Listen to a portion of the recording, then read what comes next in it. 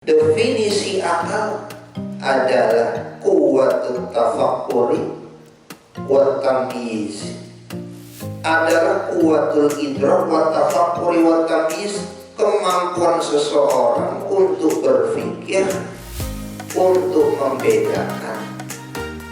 Itulah makna dari akal. Maka kalau orang sampai tidak memahami, tidak mampu berpikir, tidak bisa membedakan, berarti ada masalah dengan akal.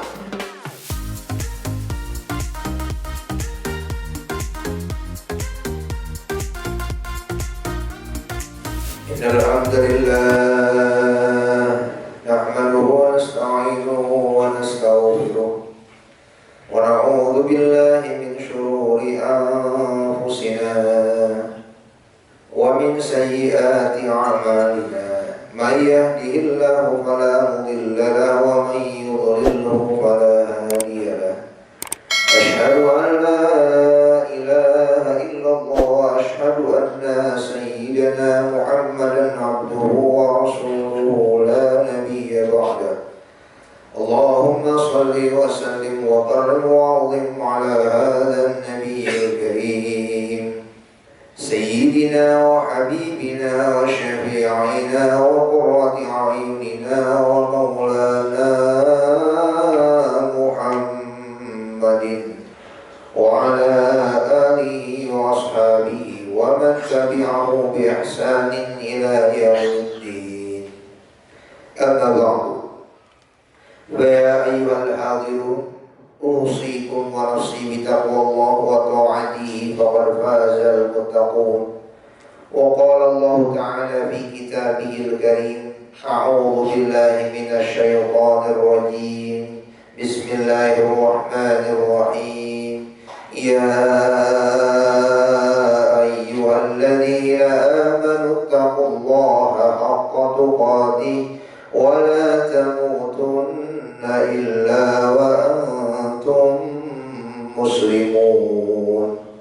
Faqala Rasulullah sallallahu alaihi wasallam, ittaqillaha haitsuma kunta wa atbi' sayyi'atal hasanata tamuha wa khaliqin nas bi khuluqin hasanin. Sadaqallahul azim wa sadaqa rasuluhul habibul karim wa nahnu ala dzalika minasyahidin wasyakirin walhamdulillahi rabbil alamin. Ma'asyiral muslimin wa zumratal mu'minin rahimakumullah. Para ulama memberikan definisi yang sederhana tentang agama, bahwa agama adalah wada'un ilahiyun sa'iqun lidzawil uqulis salimah liyanalus sa'adah fi ma'asyihim wa ma'adihim.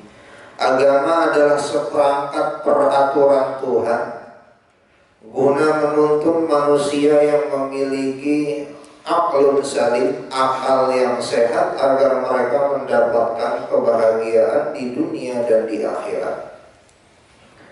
Karena tujuan atau objek dari agama adalah manusia yang berakal sehat, maka hanya manusia yang berakal sehatlah yang dapat mencapai tujuan beragama, yaitu kebahagiaan dunia dan akhirat. Jika manusia tidak memiliki akal yang sehat, maka dia tidak akan mendapatkan kebahagiaan di dunia dan akhirat walaupun beragama. Ma'asyiral muslimin wa zumratal mu'minin rahimakumullah. Namun apa yang disebut dengan akal yang sehat? Para pakar tidak bisa memastikan di mana letaknya akal. Yang pasti letaknya akal bukanlah di otak, walaupun antara otak dan akal memiliki hubungan.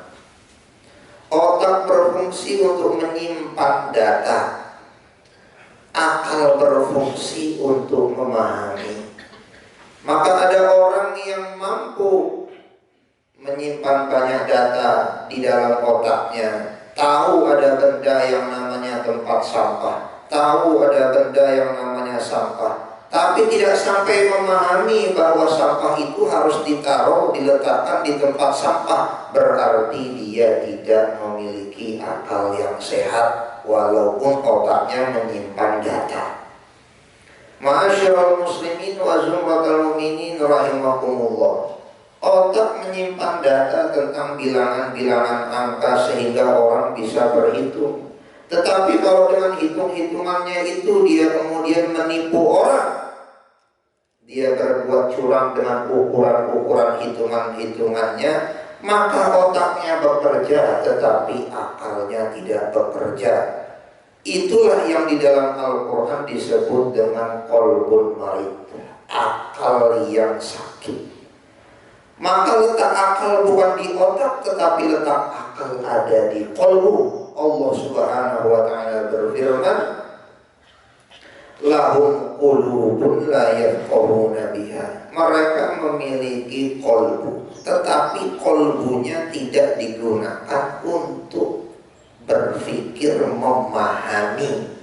Yang itu adalah fungsi akal.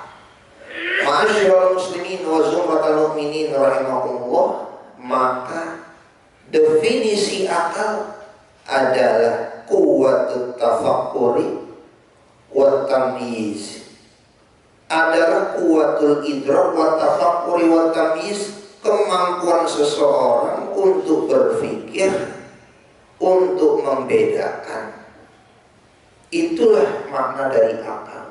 Maka kalau orang sampai tidak memahami, tidak mampu berpikir, tidak bisa membedakan, berarti ada masalah dengan akalnya. Ma'asyiral muslimin wa zumratal mu'minin rahimakumullah. Para ulama tafsir memberikan ciri-ciri bagaimana yang disebut dengan akal sehat atau yang kita sebut dengan qalbun salim. Al-Quran tidak pernah menyebut akalun salim, tetapi qalbun salim, akal yang sehat. Di antaranya adalah Imam Al-Alusi, Imam Ibnu Katsir dalam tafsirnya menyatakan bahwa akal yang sehat atau qalbun salim pertama yaitu salima minasyirk wal aqaid al-fasidah, yaitu apabila akalnya atau hatinya itu selamat daripada kesyirikan-kesyirikan dan akidah-akidah atau keyakinan-keyakinan yang merusak. Itulah ciri-ciri orang yang akalnya atau qalbunya sehat, selamat daripada kesyirikan dan akidah atau keyakinan-keyakinan yang rusak. Maka orang yang mempercayai adanya Nabi setelah Nabi Muhammad SAW berarti dia telah terinfeksi virus namanya virus akidah al-fasidah. Ma'asyiral muslimin wa zumratal mu'minin rahimakumullah.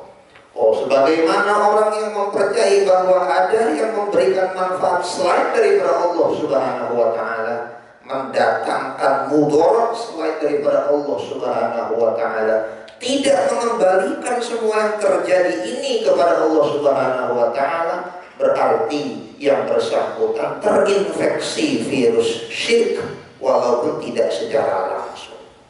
Ma'asyiral muslimin wa zumratal mu'minin rahimakumullah. Itu yang pertama. Yang kedua, ciri daripada orang memiliki akal yang sehat atau qalbun salim adalah salima minal amarat al-qulub. Salima minal amarat al-qulub. Mereka selamat dari penyakit-penyakit akal, penyakit-penyakit qalbu. Apa itu penyakit-penyakit qalbu? Banyak, di antaranya adalah takabur. Takabur ini adalah sifat merasa paling besar, merasa paling benar.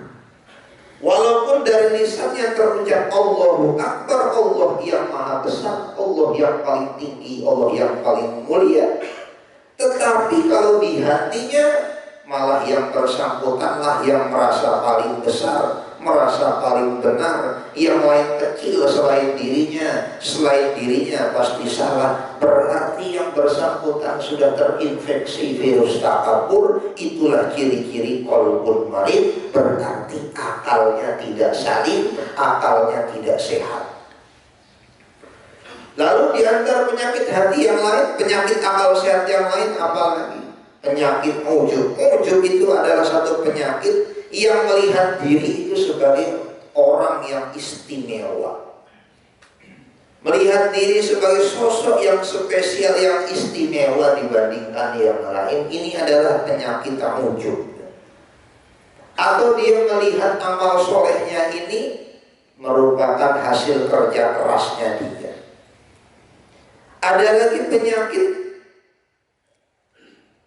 akal sehat yang lain, diantaranya adalah penyakit ria. Itu penyakit ria adalah penyakit yang senang untuk menunjukkan amal ibadahnya supaya disebut sebagai orang baik, yang kita kenal sekarang dengan sebutan pencitraan. Memperlihatkan kebaikan-kebaikan, ibadah-ibadah di depan khalayak umum supaya disebut orang baik, supaya disebut orang soleh. Ini kalau terjadi kepada kita berarti kita telah terkena salah satu penyakit, salah satu virus, yaitu virus qalbun marid, yaitu penyakit ria. Ma'asyiral muslimin wa zumratal mu'minin rahimakumullah. Yang ketiga, di antara ciri-ciri akal yang sedang sakit, akal yang tidak sehat, qalbun marid, adalah orang itu tidak senang atau tidak semangat untuk melakukan ibadah-ibadah. Maka sebaliknya, orang yang qalbunnya salim, aqlun salim, adalah orang yang semangat untuk senantiasa melaksanakan berbagai ketaatan kepada Allah Subhanahu wa Ta'ala. Maka para ulama menyatakan idza khasya'atil qalbu khasya'atil jawari. Apabila qalbunya itu khusyuk, maka anggota tubuhnya pun akan ikut khusyuk. Kalau qalbunya baik, maka tubuhnya pun akan ikut baik. Rasulullah Shallallahu Alaihi Wasallam bersabda, Inna fil jasadi mudghah, idza saluhat saluhal jasadu kullu, wa idza fasadat fasadal jasadu kullu. Di dalam tubuh manusia ada segumpal daging yang apabila dia baik, baiklah seluruh tubuh, apabila dia rusak, rusaklah seluruh tubuh. Itulah qalbu. Maka orang yang senantiasa semangat untuk beribadah, walaupun berganti-ganti model ibadahnya, karena banyak macam ibadah, maka dia itulah orang yang memiliki qalbun salim, aqlun salim.